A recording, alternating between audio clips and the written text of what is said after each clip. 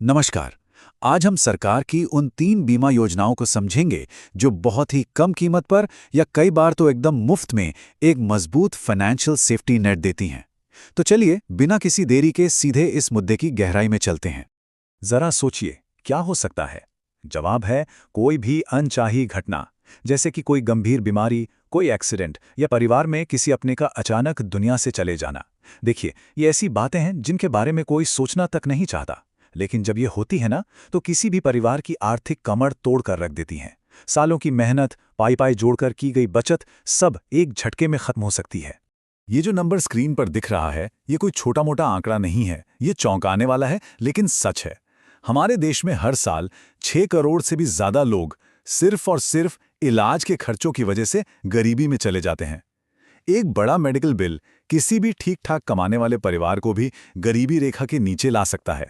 हर 4 minute में एक सड़क दुर्घटना। जिन लोगों के साथ ये हादसे होते हैं, उन्होंने सुबह घर से निकलते वक्त कभी नहीं सोचा होता कि अगला नंबर उनका होगा। और इन घटनाओं की यही तो सच्चाई है, ये कभी बताकर नहीं आती। तो समझदारी इसी में है कि हम इनके लिए पहले से तैयार रहें। तो सवाल उठता है, तैयारी करें तो करें कैसे? यहीं पर सरकार की कम लागत वाली बीमा योजनाएं एक बहुत बड़ा सहारा बनकर सामने आती हैं। इन योजनाओं को सुरक्षा की पहली दीवार की तरह बनाया गया है। आइए एक एक करके इन्हें समझते हैं।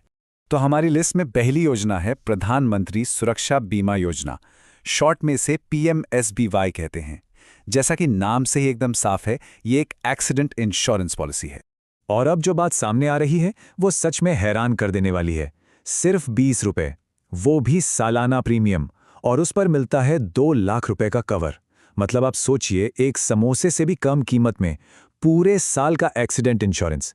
अगर किसी हादसे में मृत्यु हो जाती है या इंसान पूरी तरह से विकलांग हो जाता है, तो परिवार को 2 लाख रुपए मिलते हैं। इस योजना के फायदे एकदम साफ हैं। ये बहुत ज्यादा सस्ती है, आसानी से मिल जाती है, और सबसे बड़ी बात, इसके लिए किसी मेडिकल जांच की कोई जरूरत नहीं होती। लेकिन इसकी एक बड़ी लिमिटेशन भी है, जो जानना बहुत जरूरी है। ये सिर्फ और सिर्फ एक्सीडेंट से होने वाली मृत्यु या विकलांगता को कवर करती है, किसी बीमारी को नहीं। अब आते हैं हमारी दूसरी योजना पर। यह है प्रधानमंत्री जन आरोग्य योजना, जिसे लोग PMJA या आयुष्मान भारत के नाम से भी जानते हैं। ये एक हेल्थ इंश्योरेंस प्रोग्राम है जो खास तौर पर समाज के उन लोगों के लिए बनाया गया है जिन्हें इसकी सबसे ज्यादा जरूरत है। तो इस योजना का प्रीमियम कितना है? 0। जी हां, 0, एक भी रुपया नहीं। इस स्कीम के तहत जो भी परिवार इसके लिए पात्र है, उसे अस्पताल में भर्ती होने की स्थिति में 5 लाख रुपए तक का हेल्थ कवर मिलता है, और वो भी बिल्कुल मुफ्त। तो फिर सवाल ये है कि इसके लिए योग्य कौन है? देखिए, ये योजना उन लोगों के लिए है जिनकी आमदनी कम है या स्थिर नहीं है। जैसा कि यहाँ लिस्ट में दिख रहा है, रिक्शा चलाने वालों से लेकर कंस्ट्रक्शन मजदूरों और घरों में काम करने वाले सहायकों तक। ये जानकारी उन लोगों तक जरूर पहुंचानी चाहिए जिन्हें इसकी सबसे ज्यादा जरूरत है। और अब बात करते हैं हमारी तीसरी और आखिरी सरकारी योजना की। ये है प्रधानमंत्री जीवन ज्योति बीमा योजना, यानी कि PMJJBY। ये एक प्योर जीवन बीमा, मतलब एक लाइफ इंश्योरेंस पॉलिसी है। इस स्कीम का सबसे बड़ा फायदा इसकी सादगी और इसका दायरा है। सोचिए, सिर्फ 436 रुपए सालाना, यानी हर दिन के हिसाब से देखें तो लगभग ₹1.25, और इसमें मिलता है 2 लाख रुपए का लाइफ कवर। और सबसे जरूरी बात यह है कि मृत्यु किसी भी वजह से हो, चाहे बीमारी हो, एक्सीडेंट हो या कोई और कारण, नॉमिनी को यह पूरी रकम मिलती है। तो अब तक हमने इन 3 अलग अलग योजनाओं के बारे में जाना। चलिए अब इन तीनों को एक साथ रखकर देखते हैं। इससे इनका मकसद और इनमें जो फर्क है वो और भी ज्यादा साफ हो जाएगा। ये टेबल देखिए, यहां सब कुछ एकदम शीशे की तरह साफ है। PMSBY सिर्फ 20 रुपए में एक्सीडेंट से सुरक्षा देता है। PMJJY 436 रुपए में किसी भी वजह से मृत्यु होने पर लाइफ इंश्योरेंस देता है। और PMJAY बिना किसी प्रीमियम के जरूरतमंद परिवारों को 5 लाख रुपए का हेल्थ इंश्योरेंस देता है। मतलब तीनों के मकसद अलग अलग हैं, और तीनों मिलकर एक बेसिक सुरक्षा का जाल तैयार करते हैं। देखिए, इसमें कोई शक नहीं कि ये योजनाएं बेहतरीन हैं, लेकिन एक सही विश्लेषण के लिए हमें इनकी सीमाओं को भी समझना होगा, खासतौर पर शहरी और मध्यम वर्गीय परिवारों के लिए। हो सकता है कि सिर्फ इन पर निर्भर रहना काफी ना हो। और ये एक बहुत ही जरूरी बात है। आज के समय में और खास तौर पर बड़े शहरों में किसी बड़ी बीमारी या एक्सीडेंट का इलाज बहुत महंगा हो सकता है। ऐसे में 2 लाख रुपए की रकम एक शुरुआती मदद तो दे सकती है, लेकिन शायद पूरे खर्च को कवर ना कर पाए। यहाँ कुछ और सीमाएं भी हैं, जैसे PMJAY मध्यम वर्ग के लिए है ही नहीं।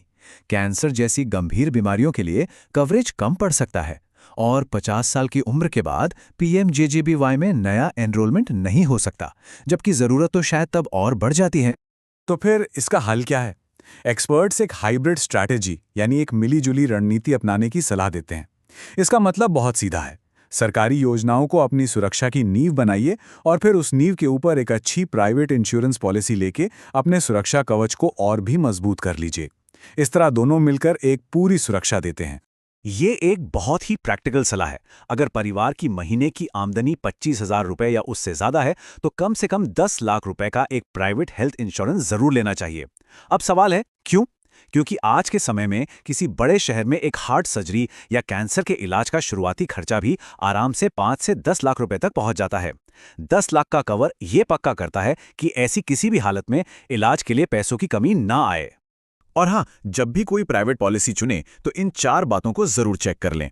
पहला, क्लेम सेटलमेंट रेशियो 90% से ज्यादा होना चाहिए। इसका मतलब है कि कंपनी भरोसेमंद है। दूसरा, अपने घर के आसपास के अच्छे अस्पताल उनकी कैशलेस लिस्ट में हैं या नहीं, ये जरूर देख लें ताकि इमरजेंसी में कोई दिक्कत ना हो। तीसरा, अगर पहले से कोई बीमारी है जैसे डायबिटीज या बीपी, तो उसके लिए वेटिंग पीरियड कितना है ये ठीक से समझ लें। और चौथा, जो कि सबसे जरूरी है, सिर्फ ऑफिस या कंपनी के दिए इंश्योरेंस पर कभी भी निर्भर ना रहें। नौकरी बदलते ही या नौकरी जाते ही वो कवर खत्म हो जाता है।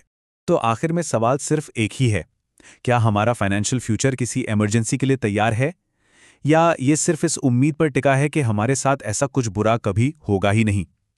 याद रखिए, तैयारी हमेशा उम्मीद से बेहतर होती है। तो आज ही 3 छोटे कदम उठाए जा सकते हैं। पहला, ऑनलाइन जाकर PMJAY योजना के लिए अपनी योग्यता की जांच करें। दूसरा, अपने बैंक से PMSBY और PMJJBY योजनाओं को एक्टिवेट करने को कहें। और तीसरा, अपनी ज़रूरतों के हिसाब से एक अच्छे प्राइवेट हेल्थ कवर को खोजना शुरू करें। ये छोटे छोटे कदम आने वाले कल को बहुत सुरक्षित बना सकते हैं।